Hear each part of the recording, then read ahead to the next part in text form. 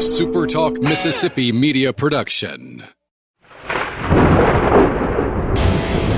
You're listening to Thunder and Lightning on SuperTalk Mississippi, covering Mississippi State sports like nobody else. With SportsTalk Mississippi's Brian Hadad and Robbie Faulk of On3 Sports. Now get ready for Thunder and Lightning. Let's get it going. Thunder and Lightning Live postgame here on SuperTalk YouTube. I'm Brian Hadad, coming to you live here from the press box here at Vaught Hemingway Stadium. Thunder and Lightning Live is brought to you by Paul Davis Restoration Golden Triangle. When disaster strikes, you need a name you can trust. Paul Davis Restoration is here to help you recover from water, fire, mold, and storm damage 24/7. Their expert team provides fast, professional service to restore your home or business to its original condition. But they don't just stop at restoration. They offer property improvement services to make your space better than ever. Paul Davis Restoration, because your recovery and property improvement are their priorities. Call them at 662-769-7285. And let them bring your property back to life.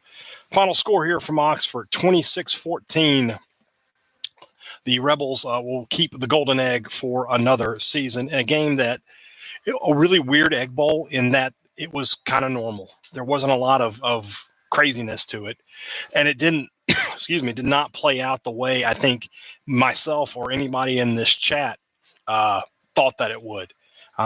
Bulldogs finally find some defense. And, again, they give up 397 yards, but only 26 points and mates had some opportunities, had some chances, kept the offense in some good positions. Offensively is where this game got away from Mississippi State. 3 turnovers, 2 picks by Van Buren, a fumble on a punt by Kevin Coleman, and then a first and goal at the Ole Miss 1 where State can't get any points. This is where the game is lost for the Bulldogs. I know what some of you are already starting to think. I know what's always going to happen out there.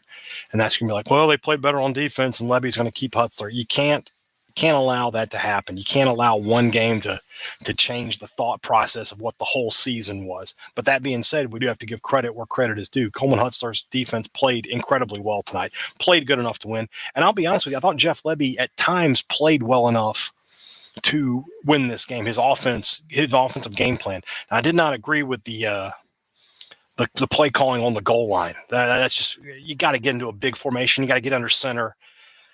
But that's neither here nor there. The second interception by Booth or by Van Buren, Booth is open, and if a better throw makes it and it's a touchdown, it's a totally different ball game.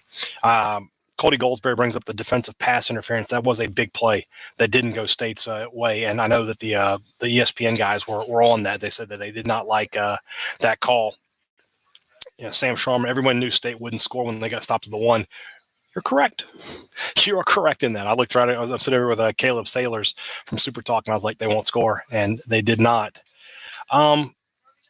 It's just a weird game, not the game I expected, especially in the first quarter. It's 14-10 at the end of the 1, and you're thinking, okay, we're going to go back and forth here, and maybe State can put some points on the board. And give the Rebels credit. I thought they made some adjustments, and they really bottled up State's running game. State has not been able to put together a good passing and running game. They haven't had the Florida game is really the only example where they've had the running game and the passing game kind of working together. Tonight, Van Buren, 280 yards passing, but only 39 yards rushing for State. Booth, 16 carries for 38 yards. Daniels, 6 for 10. They just could not run the football in this Ole Miss defensive line, and that's not surprising. Ole Miss has been really good defensively all season long. So, the fact that State couldn't move the football on them is not that surprising. Jason says Shapen wins this Egg Bowl, no doubt. I don't know if he wins it or not, but I do think that he makes some of those throws. This is why I've been saying over and over again that having Shapen back is a big deal for Mississippi State, and he is probably likely to beat out Van Buren and win the starting job this spring. I don't know if he is or not, but that's what I would think. So it would have been a different game, I think, with Shapen in the game. I don't disagree with that statement at all. Dart, not particularly great in this game, but made some tough plays. 14 of 24, 143 yards. I thought the defensive game plan was really good for Mississippi State. I thought they did a good job of bottling Ole Miss up. Rebels with 254 yards rushing, 89 of that's on one play, the big play from Bentley that gave Ole Miss the lead that they never gave back at 17-14. And an 89-yard run, which, by the way, did we call this or did we call it? We knew that Bentley would start and play and have a huge game, and now their fans are leaving the stadium. They're happy, but they're looking around going, why didn't that happen all year? Kiffin's ability to troll is just ridiculous. Kevin Coleman, it's kind of a tough game for him in that he had statistically a good game, 6 catches for 118 yards and a touchdown, but it should have been 6 catches for 119 yards and 2 touchdowns. And that would have made a huge difference. He could have gotten in on that long play there in the third quarter. In the fourth quarter. And then he has the fumble on the punt where State was about to take over there. State did what bad teams do. They found a way to lose the game. And that's how it goes when you're 2-10 and when you're not a good football team. This is how it goes. And so for Mississippi State, now the season truly begins for the Bulldogs. The 2024 season has ended. The 2025 season begins right now. And we will find out in the coming, hours and however long, and before State decides if they're going to make some changes on the staff. We'll see what signing day brings on Wednesday, and then we'll see what happens when the portal opens up. And that's what's going to tell, we're going to know a lot about 2025. We're going to know everything about 2025 by the end of this month, by the end of the month of December, I should say, by December 31st. So just a tough day, though. And it was one of those, we go back to what I said about I was only going to feel positive feelings today, right? Thank you, McDuff. Wish me a happy early birthday. I wasn't going to, the negative stuff, whatever happened. And I won't lie to you, at 14-10, I was looking around a little bit going, they couldn't, could they? And they just kept playing and playing.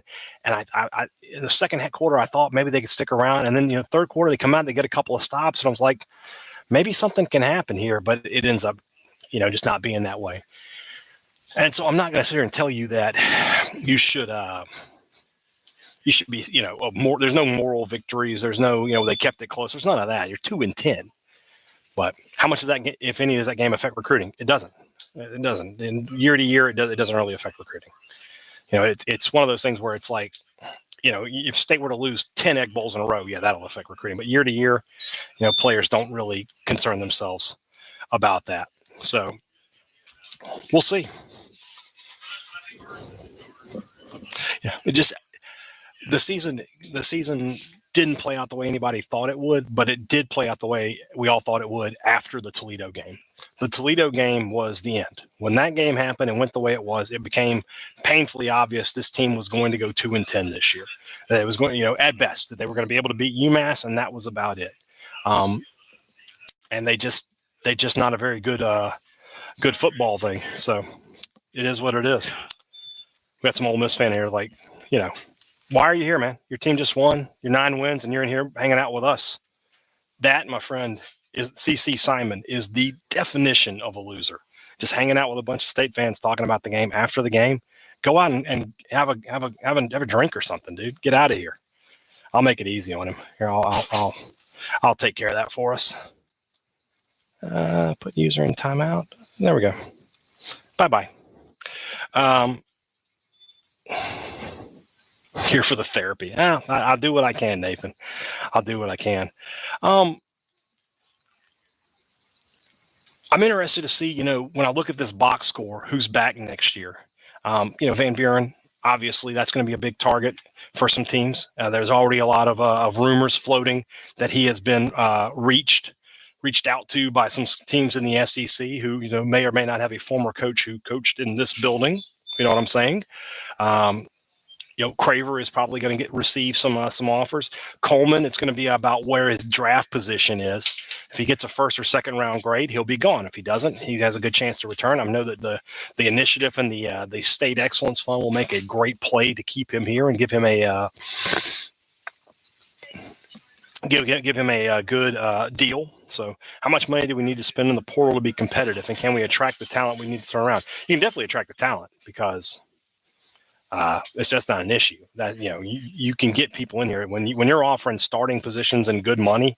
it'll be fine. They probably have to spend between 15 and 20, and they have that to spend. So that's a good thing. Is Josh Hubbard okay? I've seen like 3 or 4 people. That is the biggest question. Got word earlier that he went through warm-ups no problem, so should be fine. Josh Hubbard, all that I know is that he is going to be okay at this point. So the team hasn't been the same all year. I disagree with that. This team is this game aside, they started running the ball a lot better throughout the season, basically from the Florida game on. The running game improved. I thought the offensive line played okay today. How many sacks did Ole Miss end up with? I think 3. But I mean, that's an Ole Miss team that gets 6-7 sacks a game. So I don't. I'm not overly surprised by. I'm sorry. I am overly surprised. I thought that the State's offensive line was actually pretty decent today. Halftime meal was just chicken tenders, Will. I don't know what's up with that. I thought y'all had money. Where's the caviar? Where's the beef Wellington? You guys are slacking. I thought you saw Coleman consistent game in and game out. I thought Traore got better as the year went on. I disagree that the team did not improve throughout the season.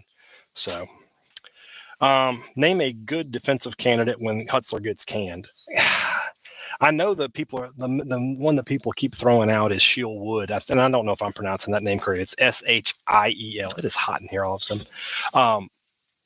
From Houston, and of course their season is over, so that's an easy transition to make if you can go out and get him.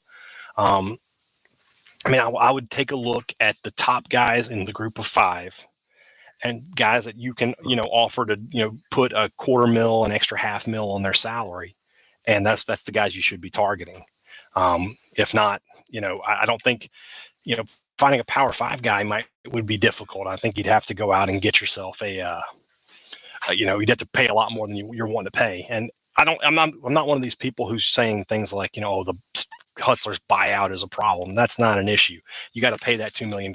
You want to play big time SEC football, you got to cough up that money. But paying that plus bringing another guy that 1.5, 1.75, something like that could be a little dicey. So we'll see. Everybody's saying Hutzler's coming back. I know they played a lot better in this game. It reminds me a lot of and State won the game, the 2016 Egg Bowl. State wins, and defensively they were good in that game. They only gave up 20 points, but Sermon had the resume of the season is what mattered. So that's what that's I can't get behind the idea that they played well today, so we're gonna keep going forward. You just can't. And if it does happen, then there's going to be difficult questions asked of Jeff Lebby, and they're going to be difficult. It's going to be difficult for him next season if they are not a ton better next year. You're talking about you got to have big time improvement back in a bowl game, no questions asked, no doubt about it, and that's going to be tough because the schedule's going to be difficult next year. You got to bring in your Texas and Georgia are coming to your house, as is Tennessee. That's 3 games that you are not going to be favored to win. Your easiest home conference game next year is this one. And who knows what Ole Miss is going to look like, but I think Austin Simmons is a good quarterback that they can build around, and they'll be active in the portal again. I'm interested to see how active if their fan base decides to buy back in after what happened this season. But if they do, they're going to have plenty of resources available to them. So we'll see if that's the case or not. I don't know. I just don't know. Are we going to be able to pull out a good portal class? I think so, but we'll know. We'll know very soon. If by the time we get to December, if that's not a top 5 portal class in the country, then it's going to be a tough year in Starkville next year. But we know that the money is in place for it. It's just going to be a question of getting those guys in. And one of the main things, one of the reasons State struggled last year is, and we just sort of talked about it. I know that I made the comment that Freeze has reached out to Van Buren. Well, guys, our coaches, State's coaches have reached out to players as well. A lot of that stuff is going to get lined up. So it's tough to do the portal when you have transition. It just is. Do you think Lane stays put? Where would he go? Unless he goes to the NFL, what job is going to open up this year that would attract Kiffin, that would be willing to pay him, in excess of $10, $12 million a year? Seems very unlikely. So unless he goes to the NFL, I would say no. No playoffs for Ole Miss. the result of this game is kind of inconsequential, as long as they won. They need Auburn to win. They need Vanderbilt to win. They need a couple of other things to go. They need Notre Dame to lose. They don't. It just seems unlikely. The Bears would be a great place for. I mean, I think Caleb Williams in this offense would be exciting. And I'm if my friend Stefan Kroshnick is in here, I'm sure he would agree with that. So, just a tough one there. So, a lot of venting happening. It's okay. Let it out. I'm here for you. I am here for you. Another happy early birthday. Thank you. Tomorrow is my birthday. I'll be 49. I can't believe it. You could have gotten a lot of money out of my friends when I was 30 to say he'll make it to 49. Last vent session of the year. I don't know about that, Sam. We might have some basketball. We might have a little basketball vent sessions coming, but those might be a little happier. They might need to vent as much on that one. So let me throw a cough drop in here. You guys tell my voice is about gone. Appreciate the birthday wishes, guys. A lot of you putting them in there. Trying to see if there's anything else I want to take away from this game. Let's thank our other sponsor before we do that. That's the good folks over at Lazy Guys. If you need dinner delivered in Starkville or Columbus, ditch DoorDash, unload Uber Eats, and go local with Lazy Guys. Use the promo code MSUNIL to save $3 on your order, and you can make a $1 donation to the Bulldog Initiative. Download the Lazy Guys app or go to www.lazyguys.com. If you don't want to leave the couch during the game, if you don't feel like fighting the crowds at the store, if you're picking up groceries for dinner or dinner itself, make sure you go local and support the Bulldog Initiative with Lazy Guys. All right, back into it here. Top 3 positions for the portal. Defensive tackle, defensive end, left tackle. That's the top 3. Then after that, you need another receiver. You got to find somebody to go with. If you get Coleman back, you gotta have that. So, but you got to get some difference makers up front on the defense. That's where this team struggles. They don't have anybody who can control the line of scrimmage, and then they need somebody to protect the quarterback's blind side. Those are the big 2 opportunities. Need another running back. I mean, you say that, Gregory, but you're going to bring back Daniels. I think Kevon Lee will be back next year. Seth Davis should be back next year. And you're bringing in 2 freshmen. If you can find a top running back, if you find a difference maker, then absolutely you should go and get them. But if you're just talking about a depth piece, I don't know. It feels like you're better off just putting that money into the offensive line, putting that money into making your offense a little bit better backed up. But defensively, you look at who you're going to bring back. Kelly Jones and Bryce Pollock or Pollock or whatever. I can't even pronounce his name anymore. They're okay. You can build around them at the corner. Isaac Smith is obviously a difference maker at secondary, or at safety. Stone Blanton, for some of the grief he got, was playing okay by the end of the year. And I think Zachary Tillman is a big player as well for Mississippi State next year, but they've got to get some difference makers up front. That's where it's going to be. If they don't get those guys, then everything else is kind of useless. So they got to figure that out. And if they can do that, they'll be right back in the mix. So many people are like, oh no, this is it's going to be a long time before State. Never forget that 13 years ago, Ole Miss finished 2-10. They hired Freeze. And they got players in, and the next year they were 6-6, and the year after that they won 8, and the year after that they won 10. And we can say what we want about what they were doing, but those things are illegal now. You can go out and just buy players. So there's no reason that a State can't go out and get the players that they need to turn this around and turn it around in a season. Does Stonka move to defense? He should, but I think that might depend on what you're able to do receiver-wise in the portal. Is next year's Egg Bowl a must-win for Lebby? I got to know what the season is, right? I mean, if they come into it 5-6, and it's the difference in going to a bowl or not, must win is tough, but at the same time, you would like to win it. Stonka's not transferring. Stop that. But at the same time, it's tough to lose your first 2. But Leach lost his first 2, so I don't know if that's the case or not. I would hesitate to put it in the must win. I also don't know what Ole Miss is going to be next year. Like I said, I think Simmons is a really good player. They've got some good pieces here at Ole Miss, and I know they'll be active in the portal, but I don't know what they're going to be one way or the other. They're not going to be the same team they have this year. So it'll be in Starkville, so that'll help them. So I don't think that that's the case. You talk about football, but the fan experience is the worst it's been in 13 years. Well, first off, that's what I'm supposed to do here. I'm supposed to talk about football. But I've been talking about fan experience on the podcast for months, Marcus. So is this the Marcus from the C Spire text line, by the way? So, if it is, we found you again, buddy.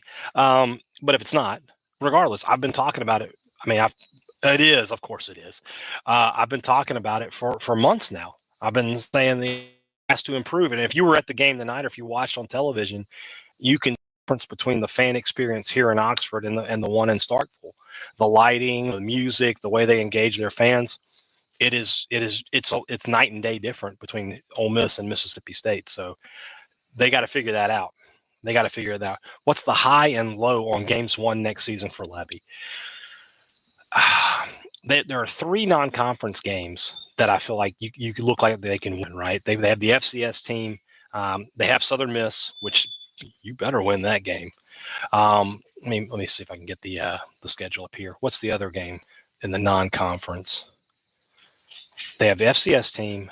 It's Alcorn, Northern Illinois. Now, hold up now. Northern Illinois, the team that beat Notre Dame. We'll see. So Northern Illinois, Southern Miss. You should be able to win those 3, right? Arizona State comes to Starkville. I mean, Arizona State is going to be a 10-win team this year. That's a tough one. I mean, I'm not going to sit here today after State finishes 2-10 and just tell you, oh yeah, they're going to beat Arizona State next year. So that's going to be a tough game. You got to go to Arkansas and go to Florida. That's 2 teams that are going to have their coach kind of on the hot seat going into the season. So maybe you can find a way to pick one of those off. At Missouri is not an unwinnable game. And then you have the Egg Bowl, which 2 years in a row, these are the 2 of the best Ole Miss teams of the last 40 years. They won 11 games last year. They've won 9 this year. And Ole Miss State has lost by 10 and by 12. So if State could just be a little better, they would be in these games. So I think if they can get to 6 next year, that would be a big deal to get back into a bowl game. Some people are talking about the schedule difficulty. Yeah, the first 2 years of this, it's very difficult. Look ahead to 2026, though, and you pick up Vandy and South Carolina, who's better, but the difference between South Carolina and Georgia is immense. Auburn is not an unwinnable game. LSU is not going to be an unwinnable game. Kentucky comes back onto the schedule. Oklahoma comes back on the schedule. You see where you're going. So it's going to be, you got to get through this cycle, but then the next cycle is a lot easier, assuming they don't go to 9 games, which I said before, I think they're going to, because if they don't, they're going to sacrifice a ton of traditional rivalries. Like if you look ahead to 2026, you don't have Alabama, Tennessee. You don't have Georgia, Auburn. You don't have Ole Miss, LSU. You either going to lose Texas, Oklahoma, or Texas A&M. One of them is going to go away. So I feel like they're going to go to 9 games at that point, but I don't know, because I think the college football playoff rankings have kind of shown us that it's more about just piling up wins and losses than it is about your strength of schedule. So I don't know if that's going to be the case or not. All right, Bulldog basketball tips off at 8:30 tonight. Mississippi State versus Butler. Dogs trying to go to 7-0. So we'll have plenty to talk about on that. We will, Monday's pod obviously will be. We'll recap this game and sort of give an idea about the season. State has got to start scheduling easier non-con games. Dude, Arizona State was 2-10 last year. They were at the time that game was scheduled probably the worst program in the Pac-12. What do you want them to do? I mean, Northern Illinois is a totally mid-MAC team, as is Toledo. Southern Miss is one of the worst teams in college football. What do you want? Scheduling easier games, what do you want them to do? All FCS? They play Alcorn next year in the FCS. I mean, they can't get any easier, man. They can't. That's not a legitimate complaint there, Sam. You're off base on that one. So, all right. Monday's pod, football. Tuesday, we'll get into to basketball a little bit more. No pod on Wednesday. I've got to be down in Jackson for the Connerly presentation, so that's an all-day deal for me. I will be out, so we will move the rumblings to Thursday. So just go ahead and get ready for that. We'll have rumblings on Thursday. No pod on Wednesday. I'm going to pack up and head back to Starkville. Thanks, guys. Appreciate you. Hope you had a great Thanksgiving, and I will see you very, very soon. Thunder and Lightning Live here on SuperTalk YouTube. Talk to you again very soon.